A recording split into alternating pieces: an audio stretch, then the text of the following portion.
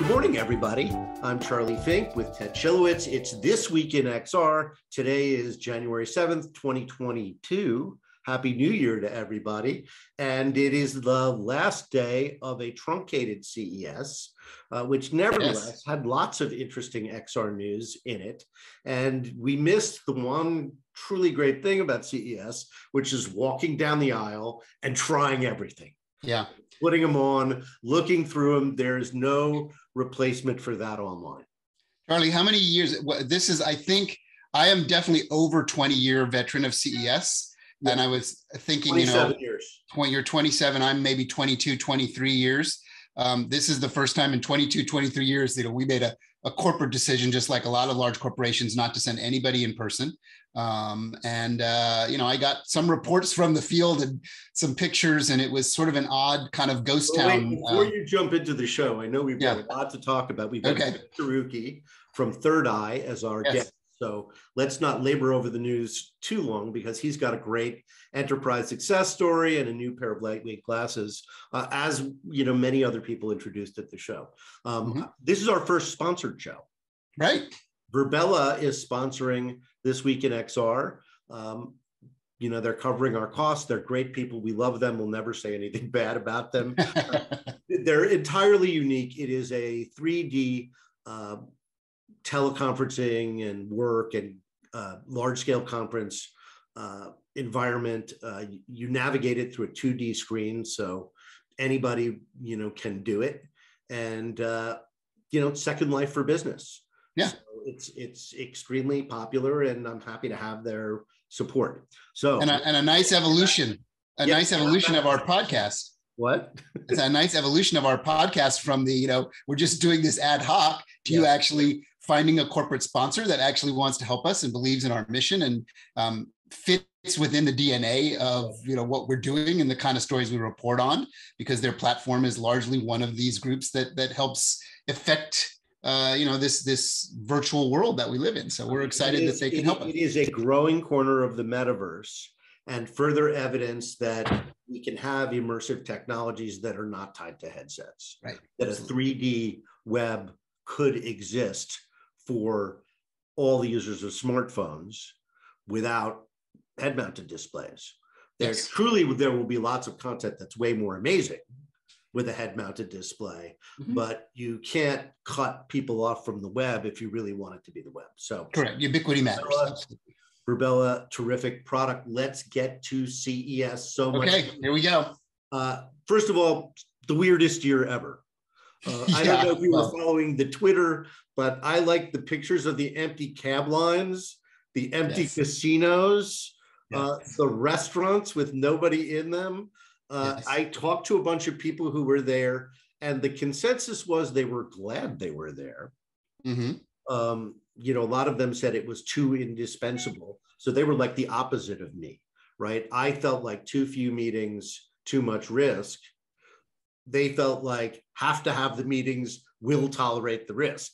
Yeah, if you're on the vendor side and you're still trying to, show your wares, and this is what you prepare for essentially all year to prepare for your year's, sales projections and sales dynamics, you still need to go. The Twitter feed I thought was sort of fascinating was there was one poster that put a picture of every reference to metaverse that floated throughout the whole show. Just to get people's attention, which I am so happy to have missed that. So let's get through the news. By the way, I thought they did a really creditable job for the first time that I've seen a large scale conference not muff their app and yes, I agree. Web presence. I think they're using a platform called Summit Engine. It's from Web Summit, which is one of the probably top 5 international tech conferences, right up there with Mobile World Congress and CES. So they've created this thing for themselves, and now they're sharing it and licensing it to others. I think the UN was their first customer. So, that's a really interesting development. The guy, Patty Cosgrove, who runs it, is a really, really interesting entrepreneur, and he's made Web Summit a major business. So good on CES. And I think that was one of CNET's big takeaways, was that, for a lot of the content in CES, for the first time, not being there and present, you could overcome it. The other thing CNET was talking about is flashy laptops and TVs. There's always flashy TVs. Phones and 5G provided a media unofficial CES. I don't know what that means. Here's the one. Smart glasses could have an iPad moment in 2022. What do you think, Ted? Possible? 2022. Well, I mean, we all know what, the 800 million, or let's call it the 3 trillion pound gorilla is holding their cards for. Will Apple enter into the market? What will they show? How will it present itself? Will it actually, cause that moment where people go, oh, okay, I guess they're ready, so I'll be ready now. I'll hold out. I think, again, I'm always a little longer on my time trajectory. You always overestimate the short term. Yes, correct. So TechCrunch noted that connected fitness had a huge year. That makes sense. So let's get to the XR news from the show. Okay. Our friends at Mojo Vision have a AR contact lens. Yes. It doesn't do a whole lot. It helps the vision impaired, and they're iterating their way to broader applications. And they're working with Fit. They announced another $45 million. I think that right. These companies are raising capital. Absolutely. Must bring their total haul to about 200 million. Yeah. And their next application, or the one they announced at the show, was they're going to work with fitness brands. So following TechCrunch's prediction or declaration of a big year for connected fitness, here's more evidence of well-funded companies moving in that direction. Yeah, there's another, and I'll have to dig it up because it's in my list of all the stuff I've been researching, but there's another contact lens company to cite something. So Mojo is not the only one in the space now. There's another one that entered. Same kind of dynamics of raising capital and a small little chipset inside the content. Their discussion point was they actually have a soft contact lens substrate that will actually be comfortable to wear. I'll have to get the... Yeah, I heard that Bausch & Lomb also had a product that was actually powered by blinking. Yeah, people are working on the cutting edge of this stuff, so there'll be an output of this over the coming years. Absolutely. So again, on the software side, not the hardware side exactly. Microsoft is partnering with Qualcomm. Yes. On AR chips, or on chips for glasses, presumably the HoloLens glasses, although maybe it's a different kind of AR glasses. I don't know. I haven't heard. Well, they've always had that relationship with Microsoft on the HoloLens product, right? So this is an evolution of that. And I think this really showing something to do with Snapdragon Spaces and Microsoft Mesh. Mm-hmm. So okay, now what may be the biggest story? Sony confirms their placed VR2 for PlayStation 5. Right. It's going to support haptic feedback, eye tracking. It's going to be 4K with 90 hertz frame rate. So that's industry standard foveated rendering, and a 100%, a 110% degree field of view. Right. So those sound like some pretty great VR glasses. And the one outstanding question is tethered or tetherless, right? And I think we make an assumption that it will be a wire connected to the PlayStation 5 unit, which I think both you and I agree, regardless of how good that headset is and how much fun it is to play those games on a PS5, is going to be a limiting factor. My instinct is it has no portability. Yeah. And it just takes, we're at a stage now where the viability of wearing a head-mounted display needs to not have a tethered wire to it. We're sort of entered that stage of, this is what the current state of usability and comfort and fun really is for that device. So my instinct is, if PlayStation themselves doesn't come up with a wireless accessory, even if it's somewhat exotic priced, the ultimate third-party accessory will be like, remember when the Vive there was a bunch of third parties that did wireless. Someone's going to have to figure out a wireless accessory so that you can have the PlayStation by your TV, and off in your sort of open area where you can do VR without the coffee table there and all the stuff there, that'll be where you'll want the wireless connection. Or maybe they're just holding that as the big secret, as that, of course, it's going to be wireless, and they'll have a wireless, device that'll connect to your PlayStation. That would pose a serious challenge to the Quest. Other news: Vuzix introduces a new pair of smart glasses called the Vuzix Shield, and they won multiple CES Innovation Awards. Yes, it was their coming glasses for a while. Mm-hmm. They were calling it their next generation smart glasses, but the Shield is for enterprise, right? A lot of what we see in AR today, of course, is focused on enterprise, and Vuzix is a pretty big company. Yeah, I would say these are the serious cats with serious offerings, right? They're not in the playground like a lot of the other companies. They are focusing on enterprise use cases, much like they've been at it for over 10 years. I mean, and they're really working on this, right? And their device is good. It makes sense. It's viable for a lot of these type of customers. And to that end, they're winning a lot of awards at the show because people are recognizing how mature this product category is now with those guys. At the ThirdEye, Nick Cherukuri is going to be on in a little while. They introduced very lightweight, attractive form factor MR smart glasses as well. So we'll talk a lot about that in a few minutes. Panasonic, we've learned some more about their steampunk round, extremely cool VR head-mounted display, and apparently it is going to be powered by Steam. So it's a PC VR headset, presumably tethered. Yeah, so it's going in kind of the after what comes from the Index headset, which a lot of the gaming enthusiasts really dug. This is kind of a Panasonic attempt at touching that marketplace, which is a quite robust marketplace. If you have the right device, there's over 1 million VR users of Steam every day. Yeah, and that style fits with that user, I think. So that's probably a good choice.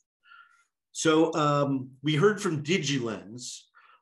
These are the guys making low-cost XR waveguides. DigiLens is just got $50 million from Samsung. So that is the source of all the rumors that Samsung has an AR head-mounted display for consumers. I haven't heard anything about that, but that's tantalizing because, Samsung doesn't make 1,000 or 10,000 or 100,000 of something. Yes, it's got to be in the millions to even get them started. And this DigiLens approach and their large investment allows the concept of ultra lightweight head-worn devices. Yes, the idea that it could really look like glasses. So HTC taking a victory lap because they launched 3 headsets this year. And now they're back to, they invented the pucks, which basically now they have this motion trackers for anybody producing VR content. But now they've introduced a wrist tracker. So that's going to allow them to do even more accurate hand tracking, and obviously the entertainment applications for those prosumers who do it is truly fantastic. Prosumers and the LBE side, those devices have always been used as this kind of consumer bridge into for LBE, and I think you're going to see some uptake on that as well. So last CES VR announcement, Xtile, the companies that make the ultra high definition VR headset that makes you dizzy with its accuracy. Has introduced the Xtile 3. So that's another case of this. Every time I put this headset on, my mind has been completely blown because it truly is photorealistic. This is on the ultra exotic side and requires massive GPU power to run it, and these are really designed for flight simulators and for these. The Air Force is their new best friend.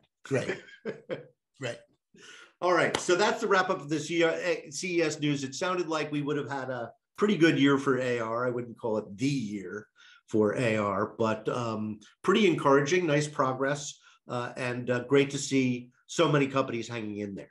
Yeah, absolutely. All right, well, let's bring in our guest, Nick Cherukuri. Our guest this morning is Nick Cherukuri. He's the founder and CEO of ThirdEye. As I said a few moments ago, ThirdEye has introduced new MR smart glasses. So Nick, welcome. and great to see you. I gather you didn't physically attend CES either. No, thank you, Charlie, for your time. Happy to take part in this. And no, this is our first year. We haven't been to CES. We've been there the past several years, but we're happy to demo this virtually. Yeah, we're thrilled that you're here. We don't have many people on YouTube, but put them on so we can get a look at them. They look great in the pictures. Thank you. Yeah, these are sleek, lightweight versions.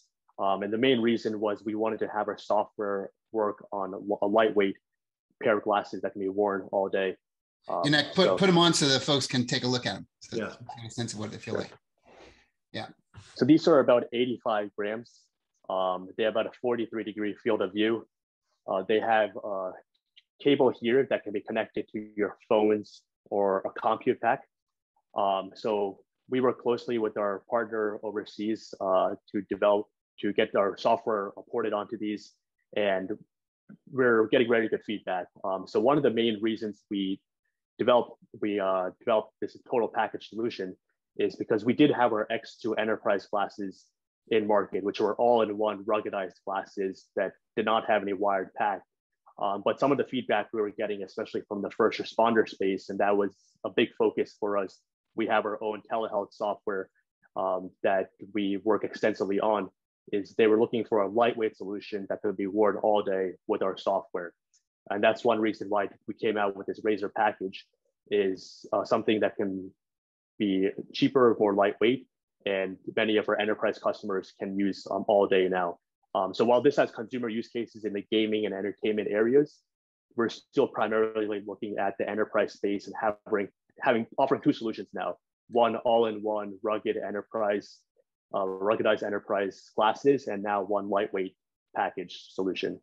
So we can basically handle any type of use case now. So Charlie and I are in pretty violent agreement that we think the first dynamic and viable use cases for this are across the enterprise sectors, light and heavy industry, healthcare, see what I see type functionality.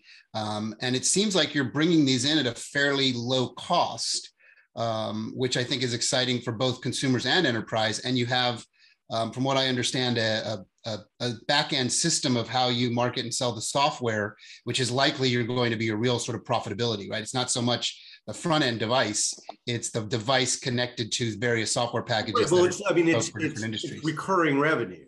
Right. Exactly. It's connecting, for example, healthcare workers with the right solution. And, as an enterprise, they're willing to pay a premium for that because no one else is developing exactly what they need.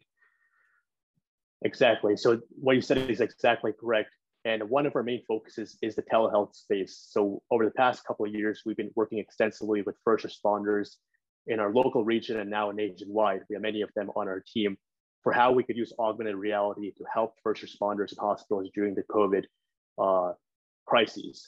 So we developed our HIPAA certified RespondEye software. What that enables is a first responder to wear the smart glasses, and instead of a doc that speaking on the phone explaining what's going on, now a doctor can securely see exactly what the first responder is seeing and bring up patient information, view a live temperature scan via our thermal accessories, and bring up any other relevant information that's needed.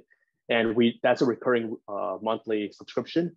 But what we're seeing is that within a couple of months or so of deploying our software, hospitals are easily seeing the benefits and recouping the costs of deploying this technology, because ambulances are able to come back quicker, about 40% faster is what we're seeing. That's a lot. They're able to bring back higher risk patients to the ER now. So instead of the ER rooms are very overburdened, so now they can bring back higher risk patients that the doctors verify they need to see in person.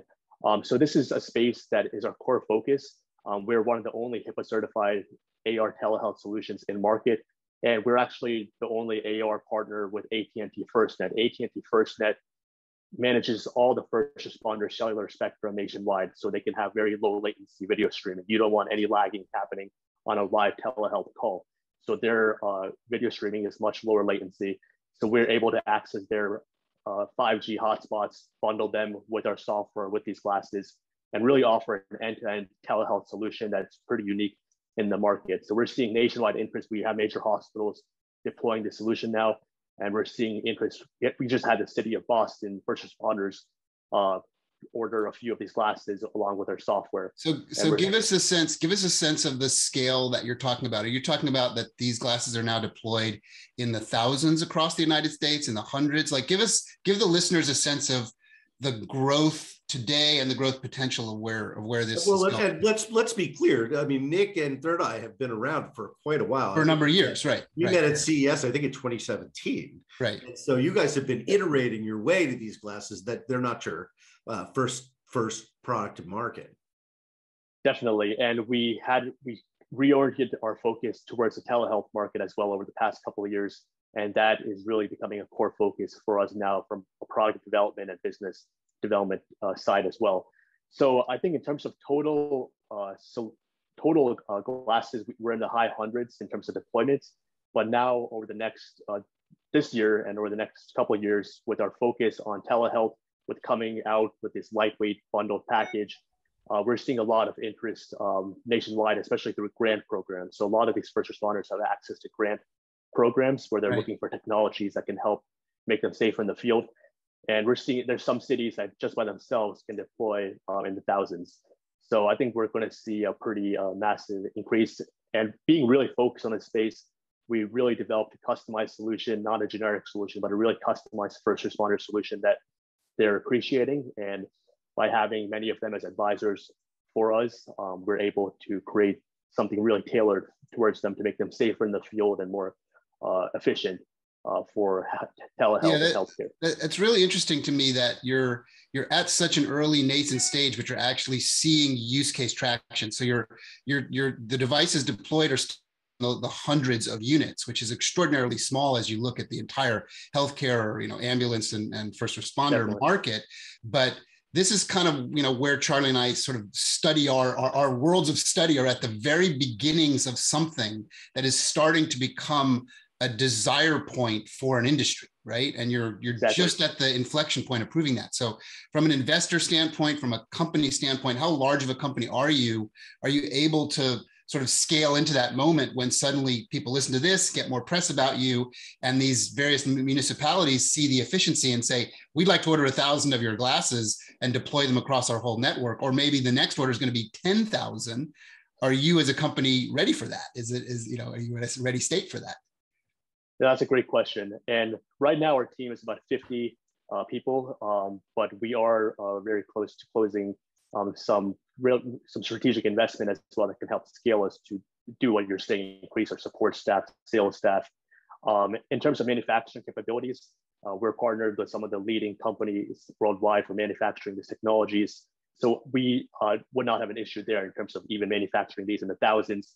There would be some lead time, but they have the capability of doing very high capacity monthly.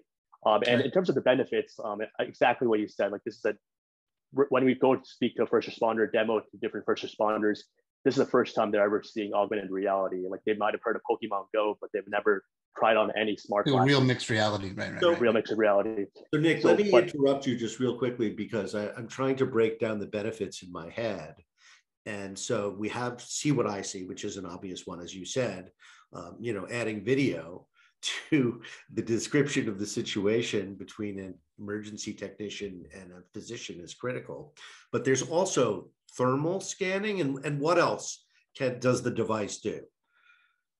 Sure. So the main benefit is that it allows the EMT first responder to be hands-free, whereas before they might have to look at a manual or look at their phone. Now they can be hands-free with the smart glasses, which is really highly beneficial for them. We also have a software app called ThermalEye, where we can clip on an external thermal sensor, like a FLIR accessory, and then they can get a temperature heat map within a couple of Celsius accuracy level. So this is great for even scanning behind walls, HVAC, as well as getting a temperature reading from a distance where you don't need to be right in front of the person. And then you can scan a crowd of people. We also have image recognition capabilities. So the ability to look at any person, any object, and be able to bring up relevant information next to that person. So we developed, using artificial intelligence and TensorFlow, we developed an image recognition capability where you can train it to recognize any person or object. And we do have some software for also vision impaired, so you can zoom in, out, change the color of what you're viewing. So we have different flashlight. We do have flashlight as well. So that's flashlight accessory that's built into our X2, and that'll be also integrated into these lightweight glasses as well. So it can be used in low light situations as well. That's correct. So would you say your major competitor in this space would be a company like Vuzix? Would they, and because they're obviously out there. Well, there are a bunch of companies in this space. RealWear, yeah. I think even Microsoft. I think this is an example of fishing where the fish are. Yeah, definitely. And I think definitely in the see what I see space, there are many companies. But that's why we try to be really highly focused and targeted on this first responder space. And when we go to this first responder space, we're majority seeing that we're usually the only AR company that they've tested, or the first time they're ever tested AR. So we try to make it very user friendly, give them a very good experience for the first time they're trying on AR. And we're really focusing on this market and trying not to be across many different markets. So I think that's something that can also be helpful for us. That's what we're seeing. When we were in the green room, Nick, you mentioned that you also have some military customers who are also using the glasses. What can you tell us about that? Yes, so we have the U.S. military who has been using our previous version, our X2 mixed reality glasses, as well as they will use this version as well for things like remote training, remote maintenance. So we have naval bases in Hawaii, for example. The U.S. ARPAC has deployed about 20 of our glasses along with our remote assistance software, where they can look at an engine or a different machine part and bring up relevant information and task workflow. So instead of carrying around a large manual, they could have a 100-step task workflow based in these glasses and be hands-free while they're working through it. So that's primarily for the remote training, remote maintenance use cases, but they are a customer. We do have press case studies with them, and they're seeing the benefits of this because it enables them to be hands-free. They have digital twins and create digital twins of different items and able to overlay AR information onto those digital twins. So that's a big part. We're continuing to see a lot of traction in the field service industry. We're deploying that worldwide to major customers. And then we're really focused as well on this telehealth first responder space as well. Got it. So it seems like a lot of your use cases are across these, heavy light industry and military. Do you have a vision that you'd want to sort of let people know about where you see the consumer track for this? Because at a $600 price point and linked to whatever Android phone, I presume you have a wide sort of acceptance of the Android phones that can work with this, and the kind of use cases that someone would actually have as a consumer, which are vastly different than an enterprise or a healthcare customer. What's your? I mean, stating it a slightly different way. What do you think it's going to take for AR to become really a wearable AR to become really attractive to consumers? How close do you think we are to that, and what's it going to take? Definitely. So I think in terms of the form factor, we're getting there. These are very lightweight, and we're seeing other products in market that will be very lightweight. So I think in terms of ergonomics and form factor, making these look really cool for every household to have, we're very close to that. In terms of the app ecosystem, that's really the main point of are the benefits there to spend about $600 on these glasses for normal daily use. I mean, we are working on things like displaying phone calls on the glasses. There are many different gaming entertainment software partners who are making really interesting 5G related games, multiplayer games on the glasses that can help make these more pervasive. But I think we still are looking for kind of that killer app that millions of consumers would want to use AR glasses for. We're definitely getting there. The app ecosystem is increasing. The cross compatibility is increasing. That's another core feature, is that the app should be cross compatible across multiple glasses. So that will enable many users to use it. So we're Android 9.0 based. So we're totally open source, and it's very easy to port applications and make it cross-platform compatible. But I think while they can use applications like telehealth, remote assistance, for normal consumers, they would also really be looking for some really daily use app that would make these worthwhile to get and connect to their phones. So there are many benefits on the healthcare space, like telehealth, helping the vision impaired, things like that, that people who need those use cases could use these glasses for and easily see the return on investment. But for the majority of people, I think they're looking for a really killer app that millions of people use. Agreed. Yeah. Can I ask where your company is based out of and where you manufacture and produce the glasses? Sure. So our company is based out of Princeton, New Jersey. That's where we have about a 40,000 square foot office. The majority of our staff is there. We do have distributors and partners worldwide. We're helping distribute our software and products worldwide. In terms of the glasses, our previous version, our X2 glasses, were manufactured by a partner in Taiwan, and these ones are manufactured by a partner in China. So it's pretty distributed. Got it. Yeah, that seems to be where the bulk of the tech is coming from, is either mainland China or Taiwan, and most of the manufacturers seem to have their builds out there. That seems to be where the propensity of this technology exists from a deployment standpoint. So interesting. It's great. We're very excited to see them and test them out in person and give you feedback. Thanks. Definitely. Go ahead. Sorry. Definitely. And we have some really interesting use case videos about showing how this technology is benefiting first responders. That's really going to be a core focus for us this year. And we're working with some major cities nationwide. And I think we have some exciting deployments, really large deployments that we hope to announce soon. Well, we think it's admirable. Yeah, it's very admirable. We're excited. Nick, thanks for coming on the show. Thanks for your time, everybody. Have a great weekend. Ted, as always, great to see you. Always good to see you too, Charlie. Thanks. Thank you. Thank you for your time.